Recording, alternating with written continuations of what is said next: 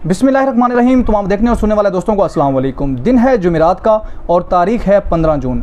जी दोस्तों, आज का जो हमारा लेक्चर होगा वो CRPC के 22A और 22B के हवाले से होगा। हम आए रोज़ सुनते हैं कि 22A की और 22B की एप्लीकेशन मूव हो गई है, लेकिन इस हवाले से बहुत सी कन्फ्यूजन रहती हैं कि आया कि 22A और 22B होती क्या है, कब मूव की जाती है, इसमें जो 22A में लिखा हुआ है वो क्या होते हैं। दोस्तों चलते हैं अपने लेक्चर की जानिब। दोस्तों 22A में लिखा हुआ है powers of justice of peace, मतलब जस्टिस ऑफ पीस के इख्तियारात, उसकी अथॉरिटीज़। अब सवाल ये पैदा होता है कि उसकी ताकत का तो पता चल गया जस्टिस ऑफ पीस का, लेकिन जस्टिस ऑफ पीस होता कौन है। दोस्तों ये हमें सेक्शन 25 CRPC बताता है कि जस्टिस ऑफ पीस होते कौन है। सेक्शन 25 में लिखा हुआ है कि एडिशनल सेशन जजेस और सेशन जजेस के पास ये इख्तियारात जस्टिस ऑफ पीस के होते हैं। मतलब जो 22A जो जस्टिस ऑफ पीस के इख्तियारात हैं वो एडिशनल सेशन जज या फिर सेशन जज इस्तेमाल करता है, उनको एंटरटेन करता है, उनके मज़े लूटता है। ये हमें क्या बताता है सेक्शन 25 CRPC। अब दोस्तों चलते हैं कि इसको जस्टिस ऑफ पीस को अपॉइंट कौन करता है।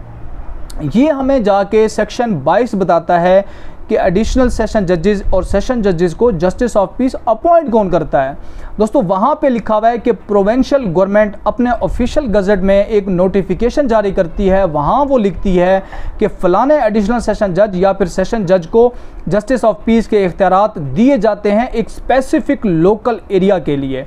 अब ये नहीं है कि मुल्तान में अगर एक जस्टिस ऑफ पीस अपॉइंट हो गया है तो वो डेरा गाजी खान, मुजफ्फरगढ़ या फिर उसके आसपास के जितने भी इलाके हैं वहाँ पे वो अपने इख्तियारात यूज़ कर सकेगा। नहीं, ऑफिशियल गज़ट में जो सूबाई हुकूमत जारी करती है वहाँ उसका एरिया भी लिख दिया जाता है कि आप इस एरिया की हद तक कि जस्टिस ऑफ पीस के इख्तियारात आपके पास हैं और आप इस्तेमाल कर सकते हैं। अब दोस्तों अपने मेन लेक्चर की जानिब चलते हैं कि powers of justice of peace होता क्या है और क्यों मूव किया जाता है। दोस्तों इसकी पहली जो शिक में लिखी हुई है, पहले क्लॉज में लिखी हुई है 22A की। 22A की अब मैं आपको लेक्चर बता रहा हूँ कि उसमें बेसिकली क्या लिखा हुआ है। इसके क्लॉज 1 में लिखा हुआ है कि जस्टिस ऑफ पीस के पास जो इख्तियारात हैं वो सेक्शन 54 और सेक्शन 55 के इसके पास इख्तियारात हैं। दोस्तों सेक्शन 54 और सेक्शन जो 55 के इख्तियारात हैं वो बेसिकली पुलिस के पास होते हैं, लेकिन यहाँ पुलिस के वो इख्तियारात जस्टिस ऑफ पीस के पास भी हैं। अब मैं आपको सेक्शन 54 और 55 शॉर्ट फॉर्म में बताता हूँ, ज़्यादा मैं डिटेल में नहीं जाऊँगा। कॉग्निजेबल ऑफेंस में विदाउट वारंट आपको पुलिस अरेस्ट करती है, ये सेक्शन 54 और सेक्शन 55 में उनकी पावर्स बताई गई हैं कि कहाँ अरेस्ट कर सकती है और कहाँ नहीं ले सकती, और कहाँ कॉग्निजेंस ले सकती है और कहाँ नहीं ले सकती। दोस्तों ये पावर्स आपको अरेस्ट करने के, पुलिस आपको अरेस्ट करती है, लेकिन जब जस्टिस ऑफ पीस अपने सेक्शन 54 और 55 की ताकत इस्तेमाल करेगी वहाँ वो पुलिस को ऑर्डर दे के किसी मुलजिम को गिरफ्तार करवाएगी। अब दोस्तों इसकी दूसरी शिक में ये लिखा हुआ है कि अगर किसी पुलिस वाले को वो काम नहीं करना चाहिए था और उसने वो काम किया है, आप 22A 22B मूव कर सकते हैं। और दूसरी, उसको वो काम नहीं करना चाहिए था मगर उसने वो काम किया है, आप 22A 22B में मूव कर सकते हैं, वहाँ जस्टिस ऑफ पीस उसको एंटरटेन कर सकता है। और दोस्तों जस्टिस ऑफ पीस किसी भी पुलिस ऑफिसर को बुलवा सकता है, चाहे वो ड्यूटी पर हो, चाहे वो जो किसी भी जगह पर ही मौजूद क्यों ना हो, उस लोकल एरिया की हद तक जब जस्टिस ऑफ पीस उसको एक लीगल एड के लिए बुलाए तो उनको मौके पर पहुंचना होता है। और जस्टिस ऑफ पीस के ऑर्डर्स को, उसके हुक्म को ये माना जाएगा कि पुलिस की कंपिटेंट अथॉरिटी उस पुलिस ऑफिसर को ये ऑर्डर्स जारी कर रही है। मतलब अगर एक SHO को जस्टिस ऑफ पीस बुलाता है तो SHO जो जस्टिस ऑफ पीस के ऑर्डर्स होते हैं वो DPO, RPO, CCPO और IG पंजाब के लेवल के हद तक के होते हैं। मतलब कि SHO को पहुंचना हर सूरत में लाजमी होता है जस्टिस ऑफ पीस की इमदाद के लिए, उसकी असिस्टेंस के लिए, उसकी एड के लिए।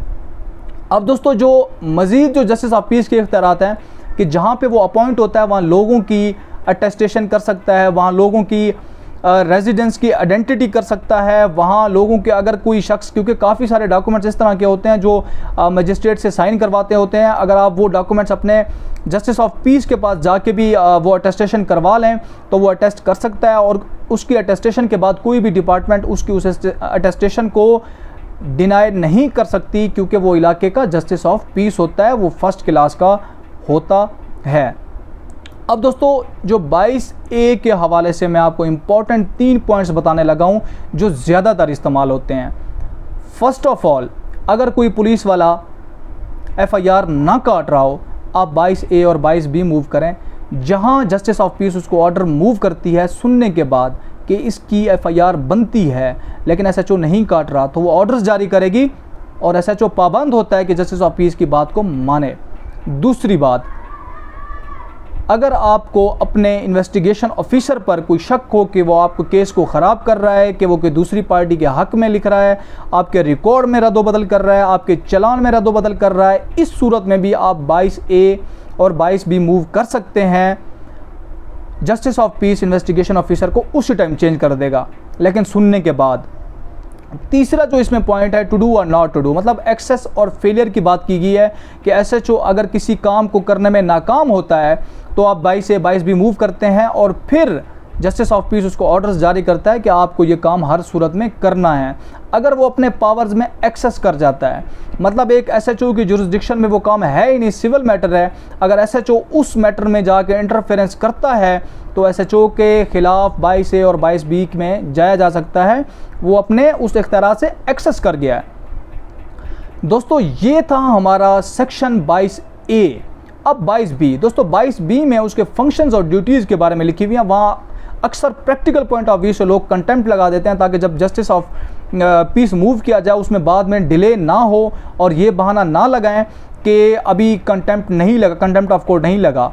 दोस्तों ये था हमारा लेक्चर 22A और 22B के हवाले से। अगर फिर भी आप दोस्तों को समझ में नहीं आती, आप मुझसे पूछ सकते हैं। Thank you so much. अपना ख्याल रखिएगा। अल्लाह हाफिज़।